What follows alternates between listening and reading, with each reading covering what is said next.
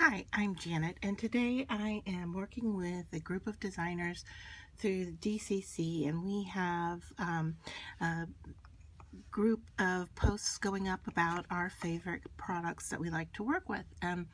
I have been using polymer clay for a number of years, and although I don't often blog about it as much as I probably should because I use it a lot, I have chosen it as the material that I like the most. And so what I have here is just some scrap clay that I have run through the Prosta maker until it is ready, it is conditioned and ready to use.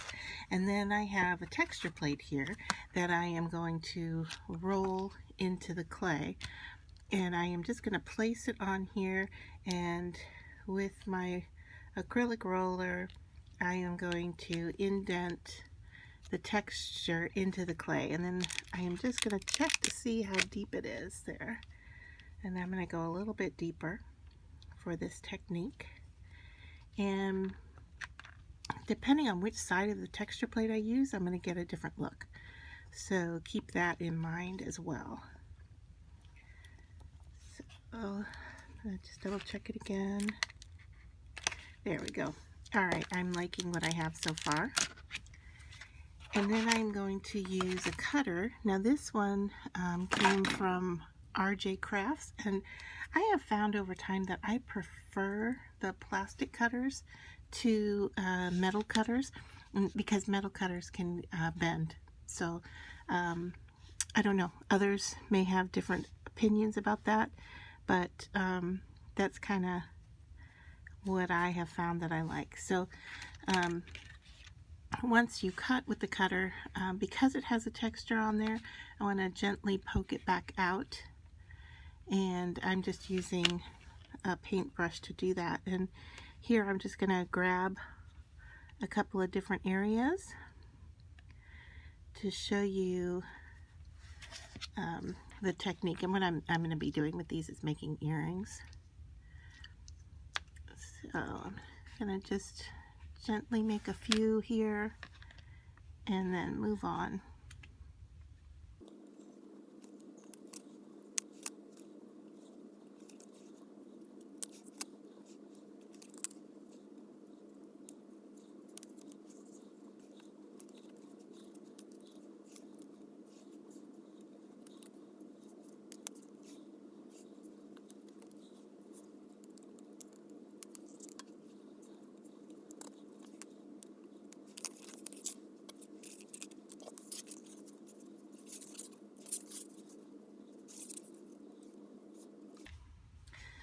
Alright, so what I have here are a number of pieces that I have punched out with the cookie cutter or polymer clay cutter, and I am going, and they have texture on the top, and now I'm going to color them with these different patterns. And I've chosen to work in a metal kind of color pattern, and I've got bronze, yellow gold, silver, and black pearl dry.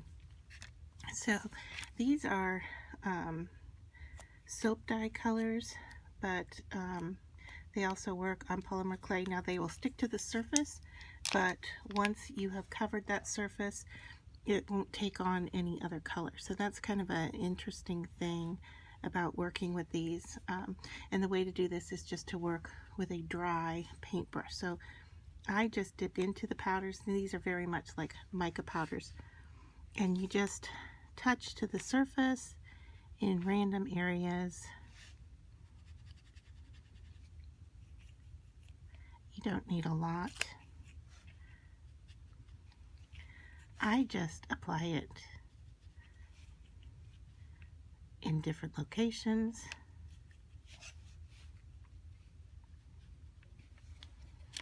And then I change the color, and I use the same brush.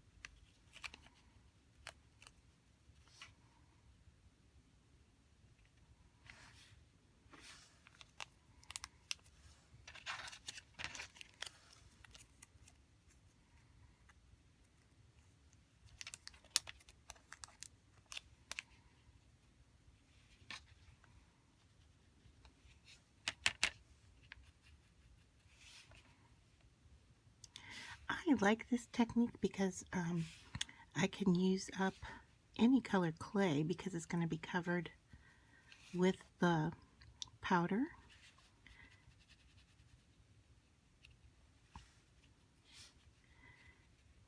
And so the color of the clay doesn't really matter. The only place you're going to see it is on the back of the earring. And I tend to cover the sides with a paint pen afterwards. So something like this or this, when you shake them, you know, they have the bead inside, and then it can color the sides of the earrings. I'm going to go back into my gold here and just touch up over the top in case there's anything that didn't get color, which probably there isn't any area, but you just never know. So I'm just going to use it as a little bit of a blending color.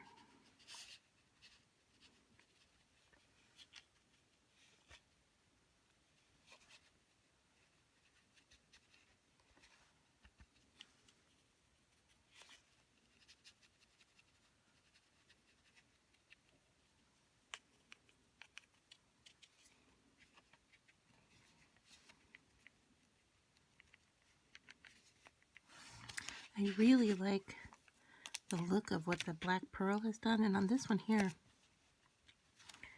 it seems like my gold kind of took over on that piece, so I'm going to put some more black on it.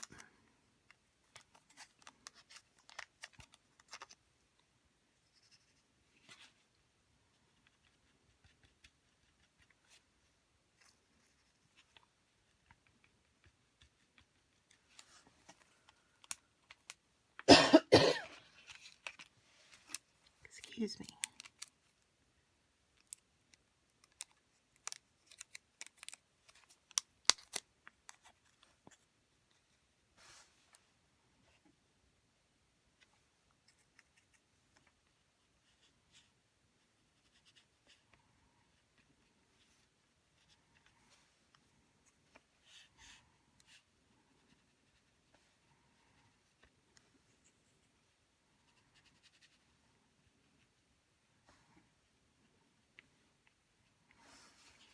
Alright, so I'm happy with those, and those are now ready to bake according to the manufacturer's instructions. But I'll just show you a couple other pieces that are done in a similar fashion.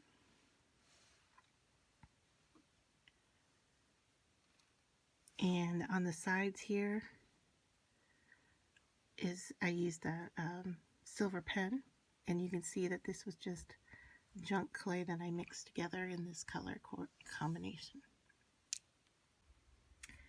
Okay, I am back, and now these pieces have been fired, and the next step is to look at the edges and see if they need any little touch-up or if anything's out of place. Now, you can use sandpaper, you can use nail files, a variety of different grits work really well.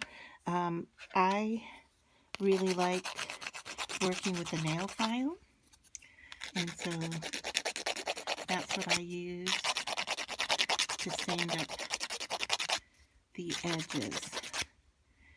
And this nail file is not the strongest that I have. There are others that are stronger and can really make a lot of progress if needed. So, okay, I have one more little edge here that needed a touch up. And then we're on to the next step. So then I decide, do we need any painting or any extra elements before I am going to glaze them. And what I'm going to do is I am going to see what these guys look like with a silver edge. So I'm just going to start by grabbing two that I think look pretty good together. And then I'm using this Deco Color from Marvy, and I'm just going to go over the edge in silver.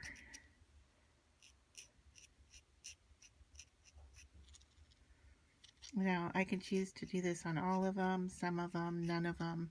It's really up to you what you think they need. And if you wanted, you could also do the backs.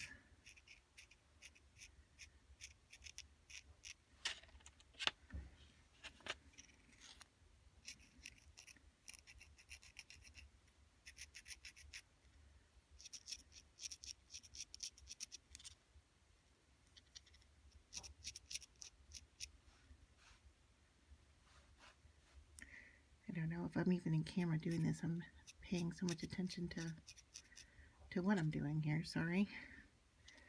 Let me get in frame so you can see a little bit of what I'm trying to do here.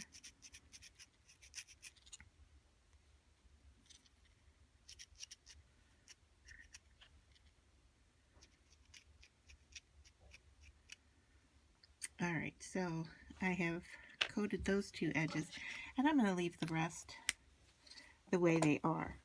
Now, my next step is to cover them. And there are a variety of different materials that you can use. I use Future Floor Wax, and in fact, they don't even make this anymore. That's how old this bottle is, and it lasts forever. But I have linked in my post that what has replaced it is Pledge, and I've put a link to that where you can find it on Amazon. And you don't need a lot. You just need, I just work out of this old plastic lid, and what I do is I take a paintbrush and I just take a little bit of the floor wax, and then I go over each one. And right now I am looking for my toothpick. I'll just grab one from here. I like to use a toothpick to hold the piece in place as I go over and coat it. The only thing I have found that you have to watch out for are the bubbles if you brush too much. And what I'll do a lot of times is I will coat the beads and then come back to them to double check them to see if they have any bubbles.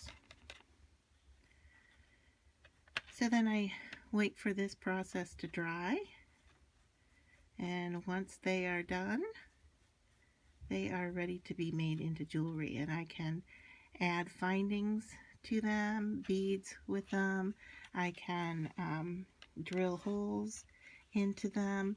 Now, because these were textured, I really didn't run any holes through the beads before firing, because I didn't want to lose the texture that I had put onto the clay. And with a small Dremel-like tool, I can easily just go back into them and drill a hole where I need it. So I'm just going to finish these up and then come back and show you how I put it all together. Keep in mind here that you're not seeing a lot of color shifting happening here because of the mica powder on the clay. But if this were just raw clay and I were to put the glaze, you would see the color really become more activated. When you bake the clay, it does get a little bit darker. But here I will bring a piece over and show you that this one is just mixed clay, and hopefully you can see the color there. And then once I put the floor wax on top, it really activates the color in the clay. So hopefully you can see the difference there. I have another one of these I'll bring over so you can see the difference in just a minute. Alright, so that's with, and this is without. So hopefully you can see the difference. Here again, just a couple more. This one now has the floor wax on it, and this one does not. So It really does, and I don't know if it's showing up on camera or not, but in person it really does make a difference. And that's if you want your beads to be shiny, you would do this. But you know, some people just want them to have their flat muted color of clay without the gloss. So if you want more gloss than this, you can use is it Polyacrylic, I think it's called, a hardware product, and you can also use resin to coat. So lots of different options here for coating your beads. All right, so I am ready to finish off this pair of earrings with the gold edge on them, and I just wanted to show you, let's see if I can get it in here up close. I don't know if you can see, I've drilled a hole into the piece, and it's really loud, so I'm not going to do that on camera, but what I do is I hold it here on this mount, and then I drill using my Dremel type tool to go right through it, and that will fit the wire that I'm going to use to go through there. So let me move that out of the way, and then I've chosen the beads that I want to work with these earrings. Now, this part of choosing the beads can be the longest part of the process. But what I'm going to show you here is how I work the wire. And now I've already cut off a piece of wire and I've straightened it. So I'm going to grab it with my round nose plier, right about so, and I'm going to bend all the way around and then back on itself. So what I have here is a loop that will now work to go through the earring piece, and all I need to do is thread that bead onto there like so, and then open up the wire enough, and I may need to twist, because this is a thick piece, I may need to twist a larger opening for this, and that's what I am seeing here. So alright, I'm going to just readjust what I have here, open it up a little bit, go much larger on the wire, and bend it around. So now I have a much larger opening to put that bead onto, and I'm going to bend this part back. Alright, so picked up my bead again, and I am going to go through. But I tell you, doing this on camera is a bit more difficult than when I can hold it up close so I can see what I'm doing. Okay. Alright, so I want to manipulate that into its space. Alright, and now you can see I have this wire sticking up, and I'm going to take this side one here and wrap it around. So I am going to take my flat nose and hold on, and I can do this with my finger, or I can grab round nose or another flat nose and grab the end of the wire here and just go around this one. And it's not wanting to behave, so let me try it this way. Alright, there we go.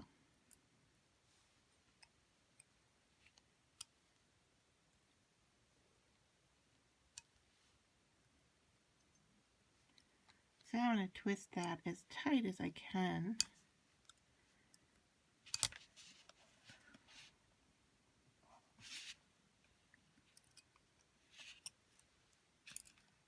Around the bottom there.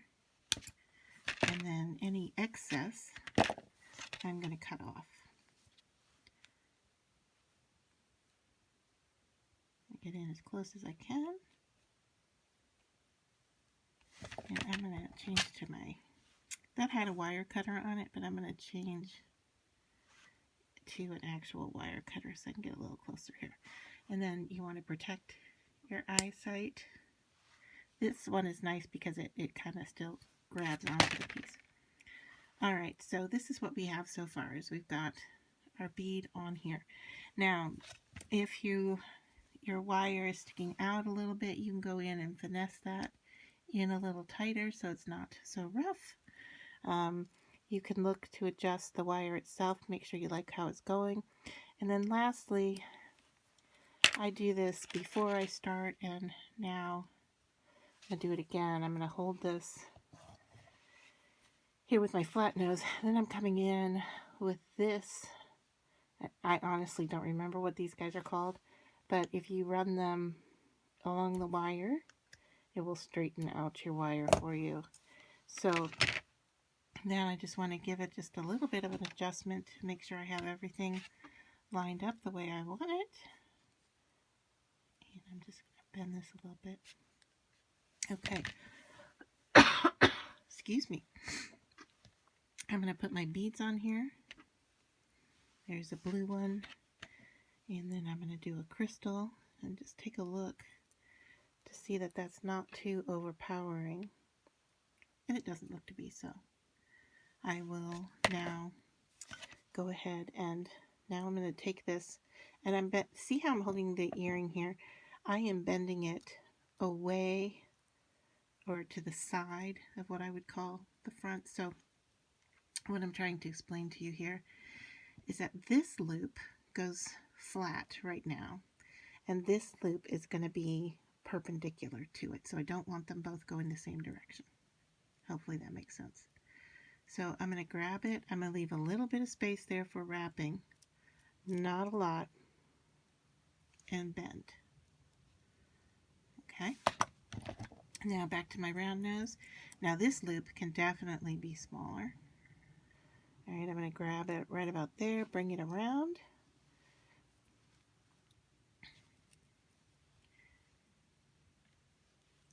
And so it's all lined up, and now I'm just going to wrap this around. Since it's long enough, I can do it with my hand, but I may go in there with my flat nose and grab it and just make sure that I have it tight, pulled tight, and not any excess. Alright, so that looks pretty good. Once again, wire cutter, and as tight as you can get it. Protect yourself. Like I said, this one doesn't shoot it, but I have used wire cutters where it will actually shoot the piece across the room, so you got to be careful. Alright, I'm going to go in and tighten up that end. Make sure this is nice and flat, perpendicular to this loop here. And then it's just ready for an ear wire, which would look something like this. I'm not sure which one here I want to use. This one.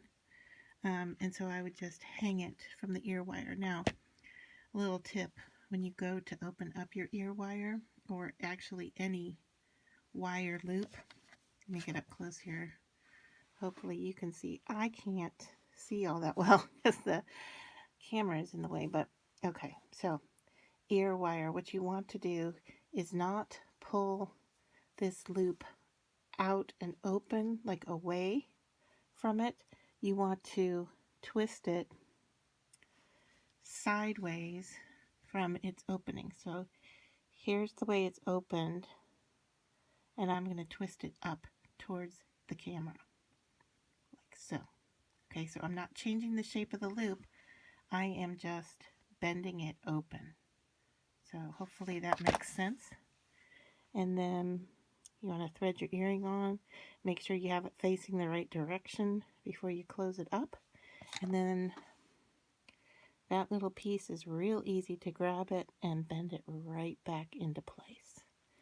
And then there you go. Your earring is done. One last thing I wanted to show you was that these pieces here, I don't know if I can get my light in any closer. This piece here has dimension to it because it was stamped. The clay was stamped. However, I coated it with the floor wax, and it really still has dimension to it. It just has a coating over the mica powder, so the mica powder doesn't rub off. This piece happens to have resin over it, and you can see it's got more of a, let me grab one that might have a little bit thicker. Is that the thickest one I have? Yeah, that one might be the thickest one I have right now.